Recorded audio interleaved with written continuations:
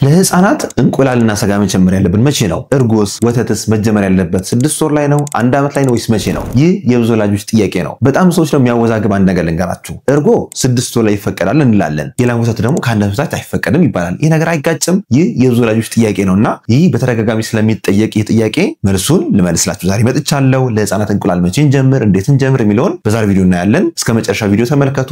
ለብዙ ወላጆች ያስፈልጋልና ላይክ፣ ሼር፣ ኮፒ ሊንክ ማድረግ አትርሱ። ጥያቄ ካላችሁ ኮሜንት ላይ አስፍሩልን። ምናልባት ለዚህ ዩቲዩብ ቻናል አዲስ የሆናችሁ ሰዎች ካላችሁ ዩቲዩብ ቻናላችን ብሩክ ኪድስ ይባላል። ዘውትር ሰኞ፣ ሮብና አርብ በሳምንት 3 ቀን አዳዲስና ወሳኝ መረጃዎችን የምናቀርብበት ዩቲዩብ ቻናላችን ነው። ሰብስክራይብ አድርጋችሁ የደወል ምልክት በመጫን ቤተሰብ እንድትሆኑ ተጋብዛችኋል። ስለዚህ መጀመሪያ ያለበት ምግቦችን ከመንገሪ በፊት ለህፃናት ከ1 ዓመት በታች የማይመከረው ልንገራችሁ። ከዛ ውጭ ያሉት ምግቦች ይመከራሉ፣ መውሰድ ትችላላችሁ ማለት ነው። ስለዚህ እነዚህ የማይመከሩ ምግቦች የትኞቹ ናቸው? አንደኛ ጣፋጭ የሆነ ምግቦች፣ ፕሮሰስድ የሆኑ ምግቦች በአጠቃላይ ለምሳሌ ብዙዎቻችን ሴሪፋም፣ ሴሪላክ የመሳሰሉትን ፕሮሰስድ የሆኑ በፋብሪካ የተቀነባበሩ ነገሮችን ለህፃናት እናቀርባለን 6 ወር ላይ። ይህ ትክክል አይደለም። ለምሳሌ እነዚህ አርቲፊሻል ስዊትነር ሊኖራቸው ይችላል፣ ስኳር ሊኖራቸው ይችላል። እነዚህ ስኳርና አርቲፊሻል ስዊትነር ለጊዜው እንዲበሉልን ቢያደርጉም ጤናማ ምግቦችን፣ አትክልቶችን፣ ፍራፍሬዎችን እንዳይበሉ ሊገድብ ይችላል። ለምን? ሁልጊዜ ጣፋጭ ነገሮችን ኤክስፔክት ስለሚያደርጉ። ህፃናት በተቻለ መጠን 6 ወር ላይ ምግብ ስንጀምር ጣፋጭ ካልሆኑ ምግቦች ብንጀምርላቸው መልካም ነው። ጣዕም መጀመሪያ እናለማምዳቸው እኛ ወላጆች ነን። ስለዚህ ጣፋጭ ካስለመድን ሁሌ ጣፋጭ ይፈልጋሉ። ስለዚህ ጣፋጭ ነገሮችን አስወግዱ። ሁለተኛ ከ1 ዓመት በታች የማይመከረው ነገር ደግሞ ማር ነው። ማር ጣፋጭ ስለሆነ ብቻ አይደለም የምንከለክለው። ውስጡ ቦቱሊዝም ቶክሲን የሚባል ቶክሲን ሊይዝ ይችላል። ክሎስትሪዲየም ቦቱሊነም የሚባል አንድ ባክቴሪያ አለ። ያ ባክቴሪያ ይህን ቶክሲን ያመነጫል። ይህ ቶክሲን ደግሞ ህፃናት የበሽታ መከላከል አቅማቸው ዝቅተኛ በሆነበት ሰዓት ከ1 ዓመት በታች ከሰጠን ያ ቶክሲን ቀጥታ ወደ ጭንቅላት በመግባት ጭንቅላት ሴሎችን ፓራላይዝ ሊያደርግ ይችላል። ሰውነታችን ፓራላይዝ ሊያደርግ ይችላል። በዛ ምክንያት ልጁ ለከፍተኛ የሆነ የመተንፈስ ችግር እስከ ሞት ድረስም ሊያበቃው ይችላል። ስለዚህ ማር ጣፋጭ ስለሆነ ሳይሆን ወይም ደግሞ ቋንቋ ንግግር ስለሚያዘገይ ሳይሆን በዋነኝነት ቶክሲኑን ፈርተን ከ1 ዓመት በታች አንሰጥም። ሶስተኛ የማንሰጠው ነገር ደግሞ ጁሶችን ነው። ጁስ ሲባል የታሸጉ ጁሶችን ነው እንጂ እኛው ራሳችን አቮካዶ መተን ቤት ውስጥ ወይም ፓፓያ መተን መስጠት እንችላለን። የሙዝ ጁስ መስጠት ይቻላል። እነዚህን ግን ጣፋጭ ነገሮችን ዘግየት ብናረጋቸው ጥሩ ነው። ጣፋጭ ያሉ ነገሮች ደግሞ ቀድመን ከእህል ዝርያዎች ብንጀምር ጥሩ ነው። 6 ወር ላይ ምግብ ስንጀምር ህግ የለውም። ከዚህኛው ምግብ ብቻ ጀምሩ የሚል ነገር የለም። ግን በተቻለ መጠን ጣፋጭ ካልሆኑት ብንጀምር ይመከራል። አራተኛው ከ1 ዓመት በታች የማይመከረው ምግብ ደግሞ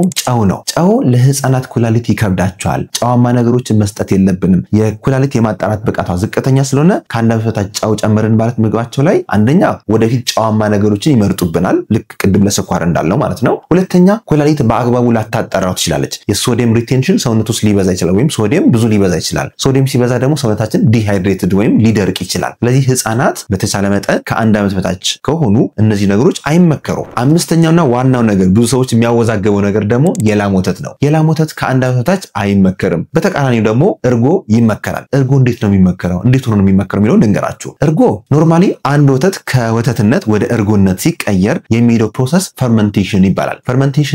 በፈርመንቴሽን ፕሮሰስ ውስጥ ደግሞ እዛ የላም ወተት ውስጥ ያለው ፕሮቲን ይቀንሳል፣ ዲግሬድድ ይሆናል፣ በቀላሉ ዳይጀስት ይሆናል። ሁለተኛ ላክቶስ የሚባለው የካርቦሃይድሬት አይነት መጠኑ ይቀንሳል። ሶስተኛ ለህፃናት የሚከብዳቸው የሶዲየም መጠኑ በተወሰነ መልኩ ይቀንስለታል። ስለዚህ ለህፃናት ከ6 ወር ጀምሮ እርጎ መስጠት ይቻላል፣ ወተት ግን አይቻልም። ለምን? ወተት ስንጠቀም ወይም ፕሌን የሆነ ቀጥታ ኦሪጂናል የሆነው የላም ወተት ስንጠቀም ለአንጀታቸው ይከብዳቸዋል። ስለዚህ ምን ይከሰታል? አንደኛ ያ ለአንጀታቸው የከበደው ፕሮቲን ካው ሚልክ ኢንዱስድ ኮላይቲስ የሚባል ኬዝ ያስከስታል። ያ ማለት ፕሮቲኑ አለርጂክ የሆነባቸውና አንጀታቸው እየተቆጣ ይሄዳል። መጨረሻ ላይ መድማት ይጀምራል። መድማት ሲባል ይሄ በጣም ኃይለኛ ደም አይደለም። ትንንሽ ደሞች፣ ትንሽ ቀይ ደም ሴሎች በሰገራ አማካኝነት አይረን ይዞ ይወጣሉ። ስለዚህ ሰውነት ውስጥ የተጠራቀመው አይረን በሰገራ እየተወገደ ይሄድና የልጁ የአይረን መጠን በጣም ይቀንሳል። ህፃናት ደግሞ አይረን መጠናቸው በጣም ከቀነሰ ምን ያጋጥማቸዋል? አንደኛ ደም ማነስ ያጋጥማቸዋል። ሁለተኛ ደግሞ የማሰላሰል የማስታወስ ብቃታቸው ወይም ኮግኒቲቭ ፈንክሽን የምንለው በጣም ይቀንሳል። ምግብ ፍላጎታቸው በጣም ይቀንሳል። ስለዚህ የላም ወተት የማይመከረው ለዛ ነው። በተቃራኒ ደግሞ እርጎ ሲሆን ቅድም ያልኳችሁ ከባድ የሚባሉት ፕሮቲኖች ወይም የሶዲየም መጠኑና እንዲሁም ላክቶስ የምንለው ነገር እየቀነሰለት ይሄዳል። ያ መቀነሱ ደግሞ ለልጁ አድቫንቴጅ ነው። በቀላሉ ዳይጀስት ያደርገውና ይጠቅመዋል። ስለዚህ እርጎ መጀመር ያለበት ከ6 ወር ጀምሮ ነው። ያን ስናደርግ ግን ሁሌ በአንድ ማንኪያ ወይም በግማሽ ማንኪያ ነው የምናለማምዳቸው። እርጎ የሚስማማው ልጅ አለ፣ የማይስማማው ልጅ አለ። እርጎ የሚረብሸው አለ፣ የማይረብሸው አለ። ይሄን በምንድን ነው የምናውቀው? በትንሽ በማለማመድ። ምንጊዜም 6 ወር ላይ ምግብ ስንጀምር አንድ ምግብ አቴ ታይም፣ ያ ማለት ቢያንስ ለ3 ቀን ለ4 ቀን መሞከር ይኖርብናል። ሌላ ምግብ አድ ከማድረጋችን በፊት ስንሰጠው የነበረው ምግብ ለምሳሌ አጃ ካስለመድን በኋላ ሁለተኛ እርጎ ማስለመድን ከፈለግን በቀን ውስጥ ግማሽ ማንኪያ እርጎ እንሰጣለን ከለመደው በሚወለደው ምግብ ላይ ተጨምሮ ማለት ነው። ከዛ በኋላ ግን ሌላ አዲስ ምግብ ከመጀመራችሁ በፊት ቢያንስ አጃውንና እርጎን እየሰጣችሁ 2 ወይም 3 ቀን መጠበቅ አለባችሁ። ሪአክሽን ካለው፣ ሽፍታ ካለው፣ ተቅማጥ ካለው፣ ትውከት ካለው ለሱ አይመቸውም ማለት ነው። ስለዚህ ትተውታላችሁ። ከዛ ልክ ሲለምድላችሁ ከ3 ቀን በኋላ ደግሞ የእርጎ መጠናችሁን ከፍ ያረጋችሁ ትሰጣላችሁ። ሌላ ምግብ ደግሞ መደመር ወይም እሱ ላይ መጨመር ትችላላችሁ ማለት ነው። ስለዚህ እርጎ 6 ወር ላይ ይመከራል። የላም ወተት ደግሞ ከ1 ዓመት በኋላ እሱም የአይረን እጥረት ለሌለባቸው ህፃናት። ለምን ቅድም እንዳልኳችሁ የላም ወተት በራሱ የአይረን እጥረት ሊያባብስ ይችላል፣ ድርቀት ሊያስከስት ይችላል፣ ምግብ ፍላጎታቸውን ሊቀንስባቸው ይችላል። ስለዚህ በተቻለ መጠን ፎርሙላ ወተቶችን እንዳማራጭ የምትጠቀሙ እመክራችኋለሁ። አሁን ስለ እንቁላልና ስለ ስጋ ደግሞ ልንገራችሁ። እንቁላል መጀመር ያለበት ከ6 ወር ጀምሮ ነው። ብዙ ሰው እንቁላል አለርጂ ሊያስከስት ይችላል፣ እንቁላል ለአንጀታቸው ይከብዳል ሲል ትሰማላችሁ አይደለ? ትክክል ነው። ለአንዳንዶቹ ሊከብዳቸው ይችላል። ሆኖም ግን ለአብዛኞቹ ህፃናት እንቁላል ከ6 ወር ጀምሮ ይጀምራል፣ ይጠቅማቸዋል። ስለዚህ ምን ታረጋላችሁ? እንቁላል ስታስለምዱ ቅድም እንደነገርኳችሁ በትንሹ ለምሳሌ ቀቅላችሁ ካስኳሉ ሊሆን ይችላል፣ ወይ ደግሞ በደንብ አብስላችሁ ጠብሳችሁ በትንሹ 1 ማንኪያ ወይም ደግሞ ግማሽ ማንኪያ አድርጋችሁ እንዲያላምጠው እንዲያኝከው ማድረግ ይኖርባችኋል። በነገራችን ላይ ከ2019 ጀምሮ የአሜሪካን አካዳሚ ኦፍ ፔዲያትሪክስ እንቁላልን እንደውም ከ4 ወር እስከ 6 ወር ላሉ ህፃናት ጀምሩ የሚል መረጃ አውጥቷል። ይህ ግን አለርጂ ሪስክ ላለባቸው ነው። ሰውነታቸውን ቀድመን ማለማመድ ይጠቅማቸዋል። ከዘገየንባቸው ግን ለአለርጂ ተጋላጭ ይሆናል ዋናው ምክንያቱ። ስለዚህ ኤግዛማ ላለባቸው ህፃናት፣ ከዚህ በፊት ለአለርጂ ተጋላጭ ይሆናል ተብሎ የሚታሰቡ ህፃናት ምንድነው የምናደርገው? ድሮ እናቆየው ነበር እንቁላል። አሁን ባለው ሪኮሜንዴሽን ግን ከ4 ወር እስከ 6 ወር በላሳቸው ላይ አሽከርክሩት፣ አስነኩት። የለውዝ ቅቤና የእንቁላልን ፕሮቲኖች እንዲለምዷቸው 6 ወር ላይ ደግሞ ፎርማሊ ምግብ እንጀምርላቸዋለን። በደንብ እንቁላሉን በደንብ ጠብሰን አብስለን መጠቀም እንችላለን። በጥብስ ስናደርግ ግን ዘይት ማብዛት የለብንም። እንዲሁም ደግሞ በደንብ መብሰሉን እርግጠኛ መሆን አለብን። ወይም ደግሞ የተቀቀለውን መጠቀም እንችላለን። የተቀቀለውን ስንጠቀም መጀመሪያ ካስኳሉ ከዛ ወደ ነጩ፣ ሁለቱንም ግን ማስለመድ ይኖርብናል። በነገራችን ላይ እንቁላል በጣም ወሳኝ የሚባሉ 4 ዋና ንጥረ ነገሮች አሉ ለህፃናት አይምሮ በጣም ወሳኝ የሚባሉ። አንደኛው ኮሊን ይባላል። ከዚህ በፊት አንድ ቪዲዮ ሰርቼላችሁ ነበር። የህፃናትን የማስታወስ ብቃት መጨመር የሚረዱ 7 ንጥረ ነገሮች ውስጥ ካልኳቸው ውስጥ አንዱ ኮሊን ይባላል።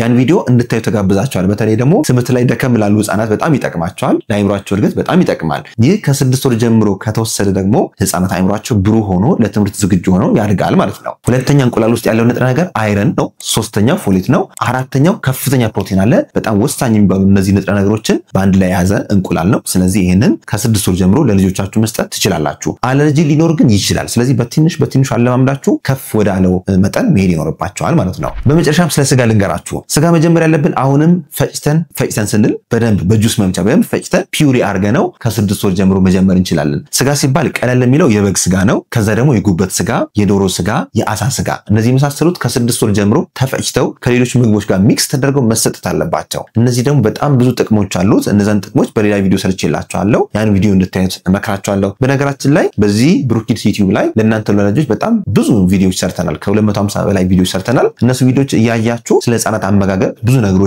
ጥያቄ ካላችሁ እነሱ ማየት ትችላላችሁ። ሐሳብ አስተያየት ካለ ኮሜንት ላይ አስፍሩልን። ለዛሬ ያለኝ መረጃ ይህን ይመስላል። ዶክተር ፋሲል ነኝ፣ የህፃናት ስፔሻሊስት ሐኪም ከብሩክ ኪድስ ልዩ ህፃናትና ታዳጊዎች ክሊኒክ። መረጃው ከወደዳችሁት ላይክ ማድረግ አትርሱ። መልካም ጊዜ